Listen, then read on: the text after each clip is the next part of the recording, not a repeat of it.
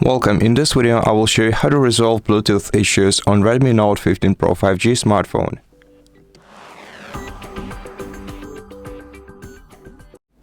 First of all, try simply reconnecting to your Bluetooth device. To do that, swipe down the control center, toggle Bluetooth off, then toggle it on again, and then hold your finger down on the Bluetooth icon and try reconnecting to your Bluetooth device once again. If this isn't helping, try enabling and then disabling the airplane mode to refresh your network connections.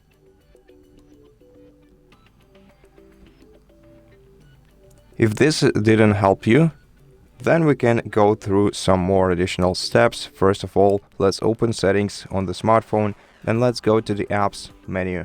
In the apps menu, select Bluetooth on the list. Let's just find it here real quick. Here we have the Bluetooth. Try clearing the data of the Bluetooth. Select clear data, clear all data. Then your device will disconnect from your smartphone will disconnect from the Bluetooth device. Re-enter Bluetooth menu and try reconnect to your Bluetooth headphones or speaker or whatever you're using. And if this didn't help you, we can completely reset network settings on the smartphone in order to resolve the rest of the possible issues. However, after that, you'll have to reconnect not only to repair not only your Bluetooth devices, but also reconnect to the Wi-Fi networks that you've been using so far. To reset network settings, go to More Connectivity Options in Settings. Then select Reset Wi-Fi, Mobile Networks and Bluetooth option and confirm by tapping Reset Settings. Then draw the pattern, tap OK to confirm, and once you see that network settings have been reset, we're gonna have to go back to the Bluetooth menu, select the Bluetooth device, pair with it, make sure that your device is in the pairing mode.